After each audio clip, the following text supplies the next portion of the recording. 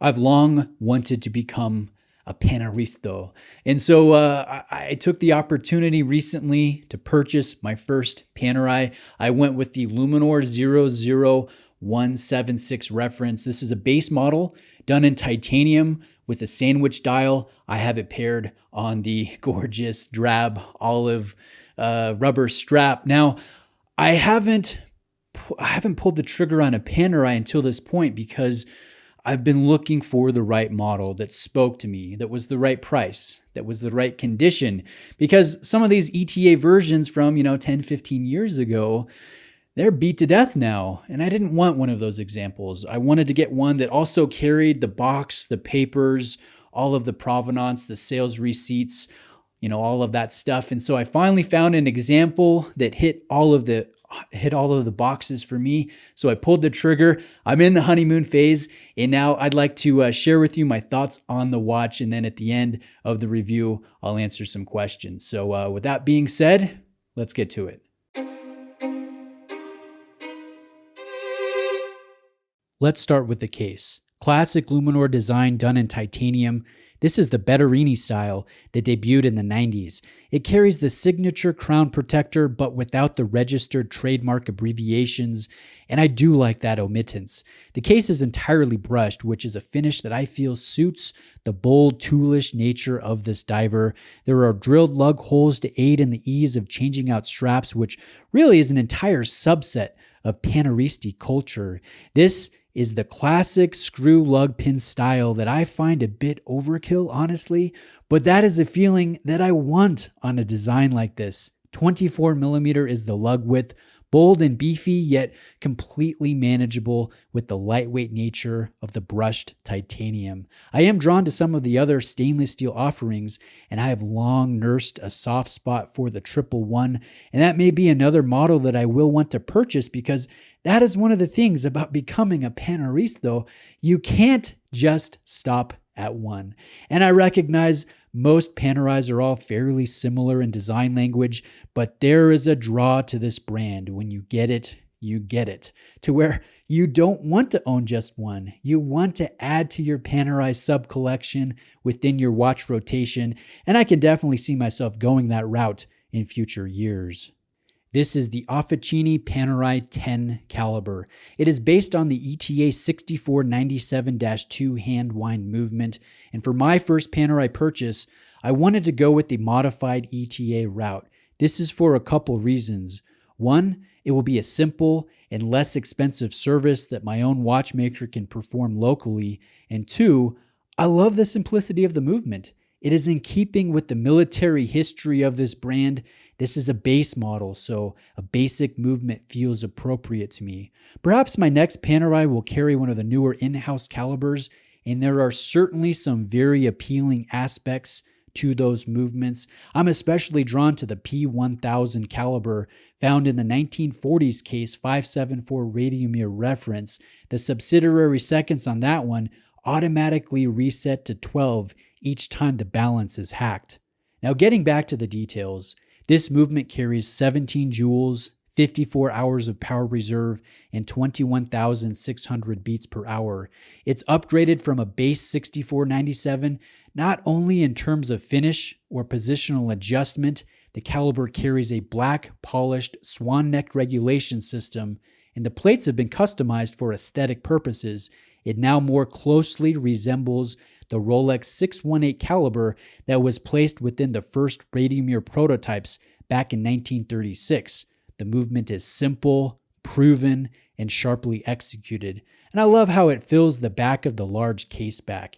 It looks appropriately sized, which I think is an important detail. Notice the defined Geneva striping, the thermally blued screws, the hint of perlage work visible just beyond the plates. Look at the surprisingly clean, mirrored englage found throughout the chamfered edgework.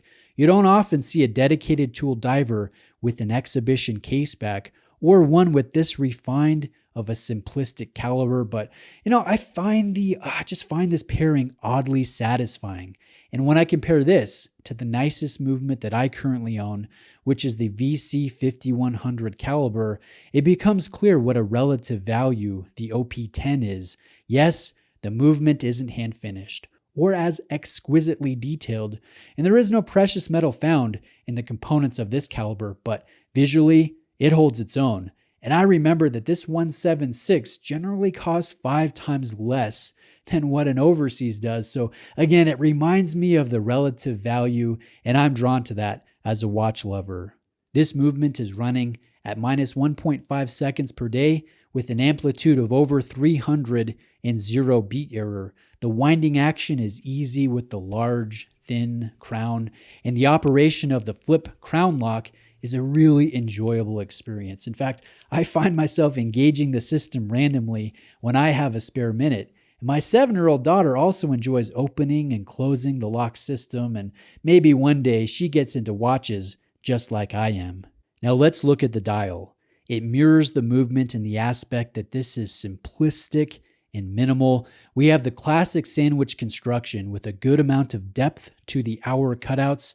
I think this really accentuates the bold aesthetic. The size of the indexes is really the only thing about the dial that would be considered overly done, but even that has a purpose in being tactically legible and in complementing the bold nature of the Luminor case. So I love how Luminor is the text of prominence on the dial, Panerai branding taking the secondary position, with L Swiss-made L rounding out the only printing found on the face.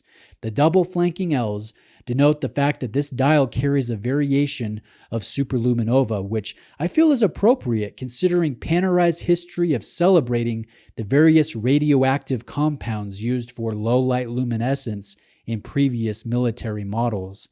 The lume application is one of the most alluring and satisfying elements of using a Panerai watch. In natural light, this one has a slightly creamy look to the compound, similar to the first generation Marine Masters, but it definitely does not look anything like the simulated aged look of old radium. In low light, the emittance is green and potent. It probably doesn't have the longevity that it had back when it was new in 2006, but I am not left wanting for anything. I love the lume here. Now, you might be wondering if the lack of minute indexing or a seconds complication makes for a less than ideal daily wear, but I found it to be the opposite. This is a base model after all. It's meant to be time only. It fits with the overall minimal concept, and I've noticed no inconvenience in reading the time quickly at any hour of the day. In fact, I realized I never need to time anything to the second or to the minute, and apparently neither did the Italian frogmen. So if I ever needed to precisely time something to the second, I could always pull out my Speedmaster for those types of situations. No, I've really come to love the minimalistic nature of the time-only execution. If you look at this handset, the finish mimics the black texturized dial, and this helps accentuate the linear lume strips for the ease of telling the time. I think you need to enjoy, or at least buy into, the minimal feel of a base model to really enjoy this watch to the fullest. And I'm loving the well thought out design more as each day of ownership passes. So we've talked about the case, the movement, the dial, the details.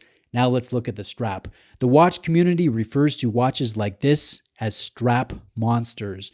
Versatile and easy to be enjoyed on a number of various options. I bought the OEM drab green rubber with the Tang buckle, and at the moment, this is my favorite pairing. I love the way this looks. The rubber is signed Officini Panerai on the top side and carries a raised inner section to help ventilate your wrist as you wear the watch on the underside. The material is supple, carries no scent, and is made in Italy, where all straps for this brand should ideally come from. In the coming months, I'll enjoy experimenting with the versatility of the design by adding various strap options. Again, this is part of becoming a Paneristo.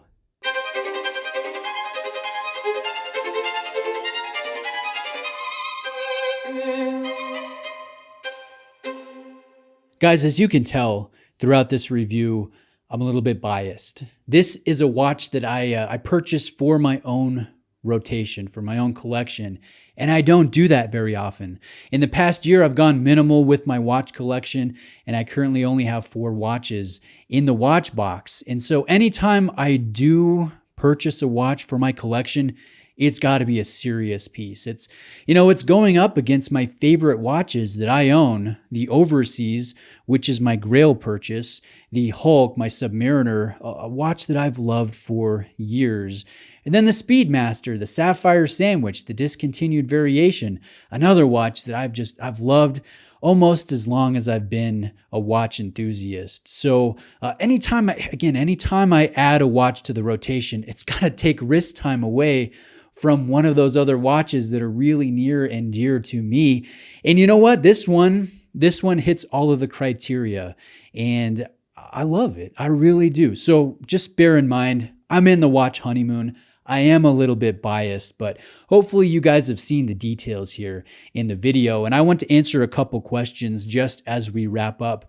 One of them is, Bruce, is this a keeper? You always talk about how great a watch is that you purchase, and then what happened to the Marine Master? What happened to the GMT Master 2? What happened to these watches? You don't seem to keep them for more than a couple years at most. Well, I'll tell you guys, I don't have keepers. I don't use the K word. I've recognized that for myself, that's not the way that I enjoy being in this hobby and enjoying watches.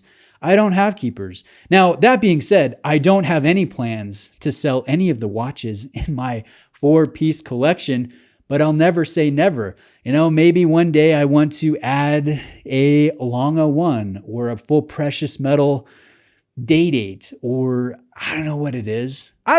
Maybe I'll get tired of luxury watches and want to get a good German-made mid-level. I don't know what the future holds. I always know that there is another watch around the corner. And so, no, I don't have keepers, and that's okay with me. And I recognize that may be different from you watching this. And I also recognize that that a lot of you watching, you have more than 4 watches. You enjoy having a larger collection with versatility. And that's something that I don't have to the degree that you might in your own watch box. And I think everybody collects watches a little differently. So I'm enjoying the Panerai. I think it's awesome for however long I have it. Whether it's, 5 years, 5 months, 5 weeks, I don't know. I will say, when it comes to the ETA Panerai, it's a tricky scene. It's a tricky scene right now in the secondary market, because you're either looking at examples, they're all beat up, right? They're 10, 15 years old.